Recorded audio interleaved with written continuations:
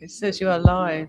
Oh yeah, we are live. Sorry, a slight technical problem with the Instagram. Sorry if the sound on Instagram isn't very good. And we are on the afternoon break on the third day of questioning of the undercover police manager Bob Lambert. We have been looking at the deployment of HN81, cover name Dave Hagan, who infiltrated Movement for Justice, but more significantly, spied on the Lawrence family justice campaign. I'm joined by Belinda Harvey, who was deceived by Bob Lambert into an intimate relationship when he was an undercover officer. We've been shown a lot of the reports that Dave Hagan, cover name Dave Hagan, HN81, filed when he was spying on the Stephen Lawrence justice campaign. This is possibly one of the more sort of high profile of the reasons why this inquiry is happening. We know that Dave Hagan has refused to appear at the inquiry. He claims ill health. He's managed to get out of appearing. Yeah. What have you made of what Bob Lambert's had to say about it all? Yeah, well, Bob Lambert is claiming that reports from the officer in regards to the Lawrence family and the Lawrence family campaign were just coincidental because the officer was actually targeting the Movement for Justice. So it was just because they were interested in the Lawrence family that the police were interested in. The STS were interested in it, which seems absolutely ridiculous. He was clearly put in there in the first place in order to spy on the Lawrence family. It seems clear to me.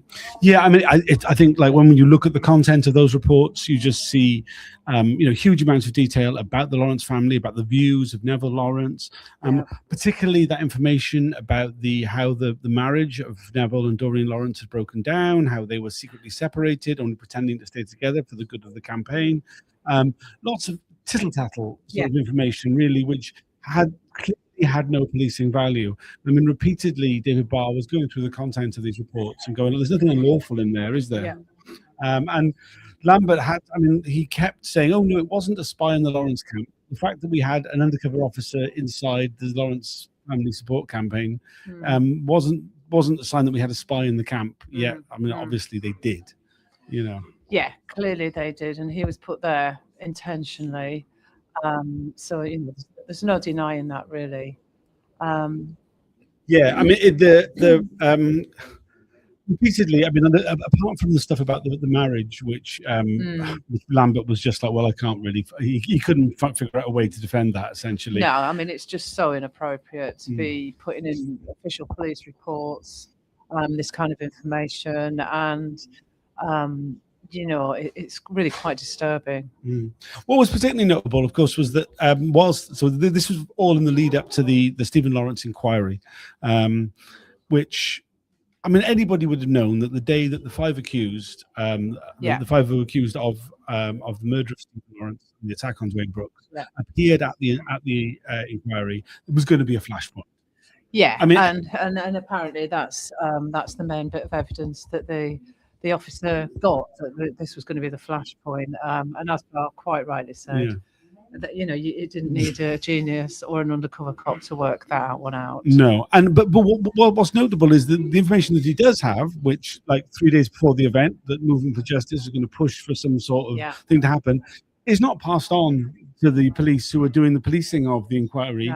No, there was no changes made to the security of the event. So what was the use? Yeah, I mean, we don't actually know if it was passed on, do we? But we assume nothing changed. I mean, there was no changes. There was no material changes as a result of the intelligence. So not only was the intelligence not really needed because everyone knew anyway, it also wasn't acted upon. Is what seems to have come from the afternoon. Yeah, and it also seemed very clear that the day that HN81's deployment. I mean, initially he was deployed in Fulham. It's only when you have the announcement of the Stephen Lawrence inquiry that he's moved to Brixton on a roving brief. Basically, go out there, find any sort of group to infiltrate, so that you can be used. It's clearly to report on the Stephen Lawrence inquiry. Initially, Interestingly, unlike any other sort of undercover officer in the past who was told to pretend to have an interest in left-wing politics, he was told to just have an anti-police persona and possibly infiltrate the legal defence and monitoring group. But he manages to find Movement for Justice instead. Yeah. So that'll do. They'll put him in there. And you get this fiction that, that they're only interested in the Stephen Lawrence campaign because Movement for Justice are interested in the Stephen Lawrence campaign. It doesn't stand up. Yeah, I mean, it really doesn't. They were just coincidentally there, and he was like rolling his eyes. Well, it's nothing to do with it. There's nothing to see here. Yeah. Really, that's just by chance. They were attending the Lawrence family meetings and attending the stewards meetings as well. Yeah, I mean, there was a number of times where Barr had to say to Lambert, "Are you seriously saying that you had no interest in the Stephen Lawrence inquiry? This was a major event. The fact that campaigners had managed to create enough momentum to have a public inquiry, that was that the people who were being accused of behaving wrongly in this whole situation was the Metropolitan Police. You're saying the SDS had no interest in that?" And he's, "Oh, no interest at all. We had correctly identified as Movement for Justice for infiltration, and they just so happened to be interested in the Lawrence inquiry." Yeah, it makes you wonder what else, if they'd have been interested in something else, then the whole course of the police interest would have changed. I don't think so. It's very clear that he was put there intentionally, and that Bob is not willing to say that either. Yeah, and it really isn't. It isn't viable. We just had some comments. One here from the Campaign Opposing Police Surveillance, which says, circular arguments from Bob. SDS spies only reported on the activities groups they were deployed into, because they were deployed to monitor these groups. Yeah, I mean, it was incredibly circular logic. I mean, we've come to kind of get used to this really from Bob now, is that, he's just trying to swat away, really. Yeah, I mean, one thing he said, which isn't specifically about this, but is that, the reports, they put a lot of personal details about everybody in all the reports at that time, which is sort of a thread that we've heard throughout the different tranches, and this is no different. It's just getting more and more detailed, really, starting. But it's always been putting in stuff about people's divorces and girlfriends and what they looked like and what their hair was like. It's nothing new, really. So Bob addressed that by saying, in today's context, it does seem wrong, but in those days, it was just quite normal. There was a lot of stuff about, the percentage of the crowd that was black, the socioeconomic makeup, whether they appeared to, were women or not, and it's all very, and so what is the policing value of that? Yeah, the actual demographics, exactly how many, whether they were middle class or working class and what colour they were. I mean, really, it's, it's a very sad situation that all, so much public money has been spent on this, on something that actually in the course of time has shown to be a fantastic advance in society. The Lawrence family have done a great deal to advance things in that regard. Just another comment here from Campaign Opposing Police Surveillance. There are too few questions about the purpose of SDS reporting was. What was about pursuing any legitimate policing purpose? No. Yeah, absolutely. I mean, it was overwhelmingly about avoiding embarrassment for the police by getting one step ahead of those who would hold them to account. Yeah, and I mean, you could, if you really looked at it, you could almost say that the whole of the SDS was just about protecting Bob Lambery and his history. From when he was an undercover cop, he just wanted to keep all that quiet.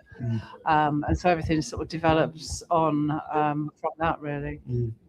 You've been following Bob this week. What have you made of the way in which he's been giving evidence?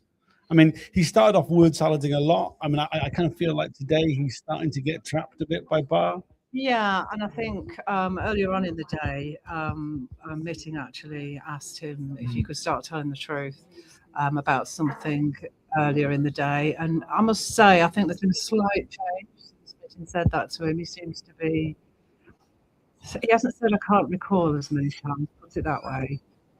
However, he's still fluff and skirting around the issues and looking as though he wasn't really there. He's completely innocent. You think he's been an admin worker in the SDS rather than a man in charge? Yeah, I mean, he seized upon the fact that he wasn't there at one particular meeting. It's a reason why he couldn't possibly know anything about this deployment, because he wasn't at one particular meeting. And Yeah. he has to be reminded that he was a manager at the time. Yeah. I mean, in summary, it's just there's nothing to see here. Yeah. Nothing to see here. Yeah, that's very much the message that's going across.